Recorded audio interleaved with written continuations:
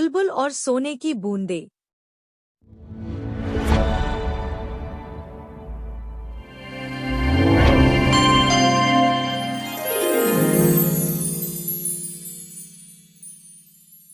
नमस्ते बच्चों, मैं हूँ आपका प्यारा दोस्त बिल्लो बनी। क्या आप तैयार हो एक मजेदार और जादुई सफर के लिए, जहाँ जानवरों की दुनिया है मस्ती से भरी और हर कोने में छुपा है एक कमाल का सबक। यहाँ दोस्ती है, मजा है और सीख है जो बनाए आपको और भी होशियार। तो जल्दी से अपनी कल्पना की सीट बेल्ट बांध लो, क्योंकि अब हम उड़ने वाले हैं कहानी की उस दुनिया में जहां हर पल है रोमांच से भरा और अंत में मिलेगी एक प्यारी सीख। तो आंखें खोलो, मुस्कुराओ, क्योंकि अब शुरू होती है आज की जानवरों वाली कमाल की कहानी।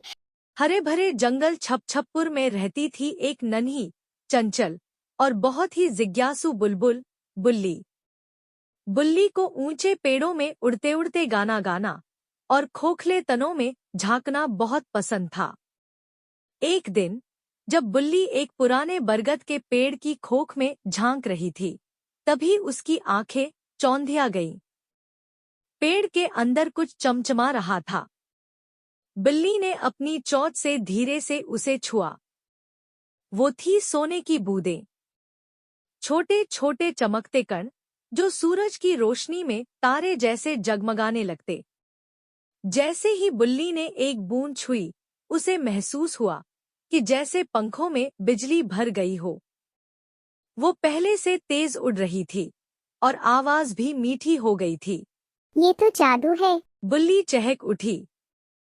उसने तय किया, मैं इस जादुई चीज को अपने मेहनती दोस्तों के साथ बांटूंगी। अगले दिन बुल्ली ने छोटी सी पत्तों की थैली बनाई और उसमें सोने की बूंदें भर ली। सबसे पहले वह पहुंची भालू भोलू के पास, जो हर दिन लकड़ियां ढोता था। भोलू ने बूंद छूते ही कहा, अरे, मेरी तो सारी थकान उड़ गई। फिर बुल्ली पहुंची गिलहरी गिल्लो के पास, जो हमेशा बीज इकट्ठा करती थी। गिल्लो भी चहकी, वाह, अब तो मैं पेड़ से पेड़ पलक झपकते ही पहुंच जाती हूँ। सभी जानवर बहुत खुश थे, पर कोई एक खुश नहीं था, चालाक लोमड़ी लोलो। लोमड़ी लोलो ने सब बात सुन ली। उसने सोचा, अगर ये सोने की बूंदें सिर्फ मेरी हो जाएं, तो मैं पूरे जंगल की रानी बन जाऊं। रात को जब सब सो रहे थे, लोलो चुपचाप बरगद के पेड़ की खोख में घुसी। लेकिन बुल्ली भी कोई मामूली चिड़िया नहीं थी। उसने वहां सूखे पत्तों और कांटों का जाल बिछा रखा था। लोलो जैसे ही अंदर पहुंची, आवाज हुई और पूरा जंगल गूंज गया। बुल्ली ने तुरंत दोस्तों को बुलाया, गिल्लो, भोलू और बाकी जानवर।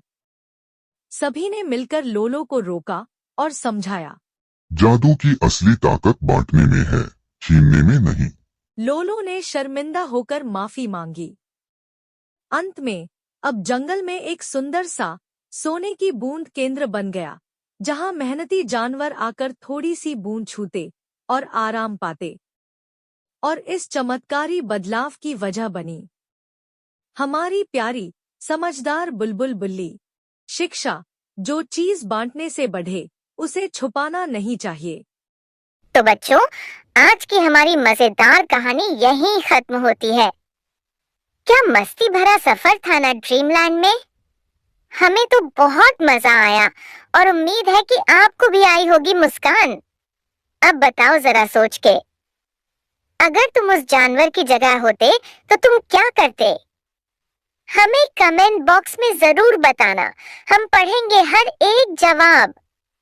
और हाँ, अगर आपको हमारी ये कहानी पसंद आई हो तो वीडियो को एक बड़ा सा लाइक देना मत भूलना।